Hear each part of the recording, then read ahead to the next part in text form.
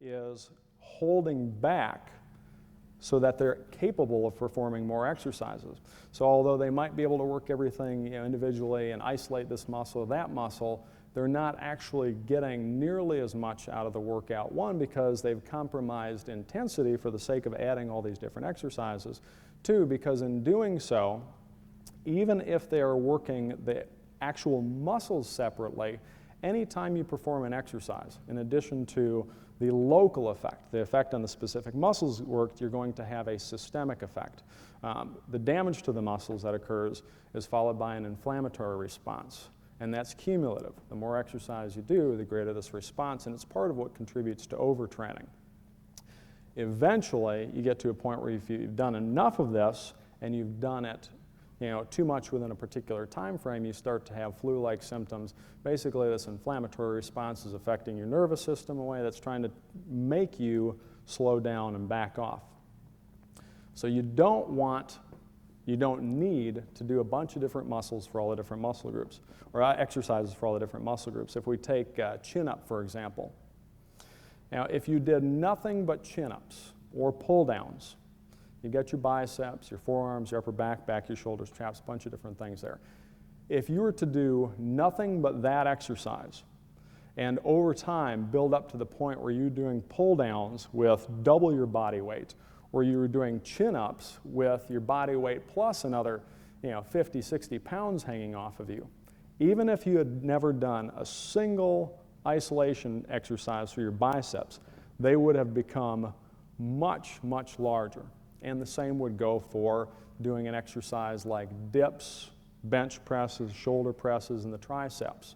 You're not going to be able to progress in weight over time in these exercises without all of the muscles involved becoming larger.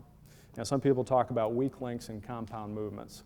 For example, claiming that if you're doing a chest exercise, your triceps are always going to fail before your pecs or your shoulders or whatnot. Now, if you're performing the exercise properly, everything is going to be worked to approximately the same degree. The only time that you're going to see disproportionate involvement to those muscles is if you are specifically changing the way you're performing the exercise to change the leverages involved. I'm not going to get into that a whole lot because I know that Bill's going to talk more about the biomechanics tomorrow. But just a real quick example, in the case of doing, say, a chest press. If you grip the bar with about a shoulder width or slightly wider hand spacing, the positioning is such that as you're going through the movement, the moment arms or the levers or the difficulty encountered by the different muscles involved is going to be somewhat proportional to where all of those muscles involved are going to experience a similar amount of work. If you feel like your triceps are going before your chest, chances are you're using too narrow of a grip. In fact, some people will specifically use a very narrow grip doing a bench press because it changes the leverage in such a way that your triceps have to work a lot harder. If your grip is too wide, you're going to feel more chest, more shoulder, less tricep.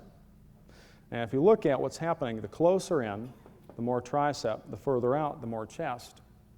At some point in between those is a grip where everything that's involved is going to be working roughly equally proportional to their capability. Now, another way to look at it is we would not have developed or evolved the muscular system that we have in a way that you have any one particular muscle group that is a limiting factor for the others. If such was the case, we'd have a little bit different leverages, different musculoskeletal geometry, because it would make no sense to have a certain amount of strength in your upper back muscles if you couldn't apply it in regular activities because of a weakness of the biceps or grip.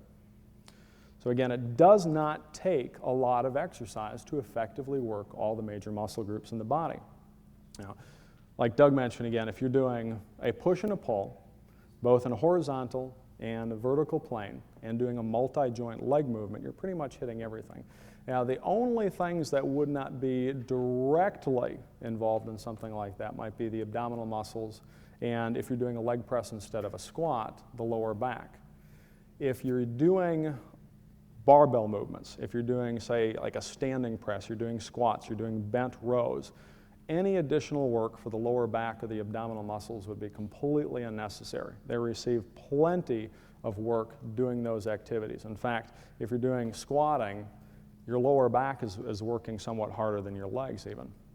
Now, if you're doing a free weight activity or machine movements, in which case, leg press, chest press, row, in a machine exercise, you have enough bracing that the trunk muscles are not doing as much. Now, they're still involved. You're still involving the abdominal muscles and maintaining proper torso position in some exercises. You're still involving the lower back muscles. So in that case, occasionally performing an additional isolated trunk exercise, flexion and extension, might be helpful. But then that's still occasionally. For the most part, a multi-joint hip and thigh movement, a push and a pull, both horizontally and vertically.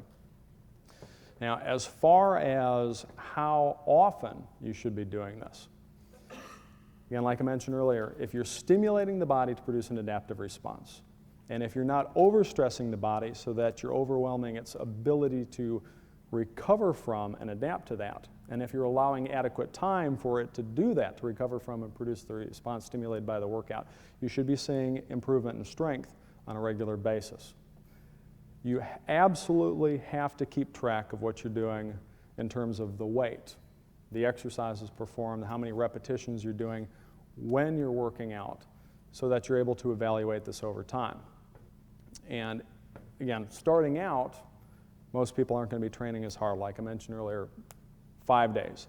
As your training becomes harder, if you're somebody that needs that additional time, you'll find that you're not making the gains on as frequent a basis. When that happens, and only if there's nothing else that might be an issue, then you start adding additional rest days in between workouts.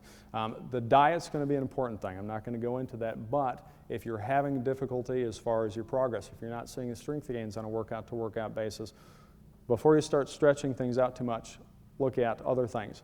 Is your diet in order? Are you getting adequate rest? Do you have additional work or other physical activities that are causing stress that's going to interfere with recovery?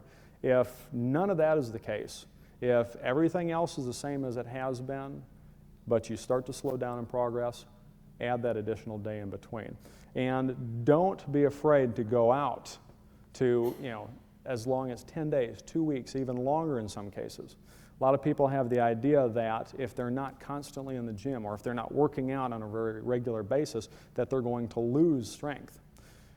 I've had people who have gone away for as long as 6 to 8 weeks, come back and beat all of their previous reps on their last workout. Usually if a person's gone for an extended period of time, I have them do the same weights that they would have for the workout when they come back as if they had come back to work out again just after a couple days.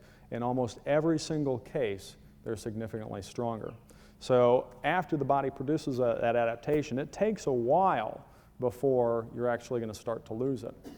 And some people, because of the genetic differences I mentioned, might actually require several weeks in between. Arthur Jones, Nautilus inventor, told me of a particular instance. They had somebody that was a research subject. They were doing a research on exercise for the low back at the University of Florida. And this particular individual had way, way below average recovery ability. They found if he trained once a week or more frequently, that he would actually lose strength. If they increased his rest time to 2 weeks, he would stay right about the same. He wasn't allowing enough time to produce any kind of an improvement, just enough that he was able to recover and return to his previous baseline. He only actually started increasing his strength and was doing so regularly when they increased his rest time out to about 3 weeks.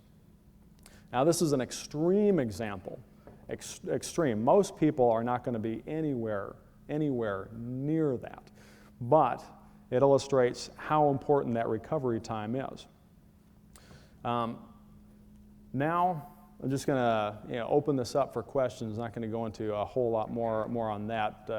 So anybody, give them a microphone. If you don't have a spotter with you, and based on what you're saying, it seems like you won't be able to get to the max, on those last reps. So do you recommend using just machine exercises if you don't have a spotter? If you don't have a spotter, there's a couple options that you can go with depending on the exercise. In most cases, the machine is going to be safest if it's a properly designed machine. But if you have a power rack, if you're doing the free weight exercises, the only exercises that you need a spotter for would be something where you're moving the barbell overhead. If you're doing a bench press, if you're doing a squat, something like that, then you need to have some sort of a mechanical safety there if you don't have a person there to stop it.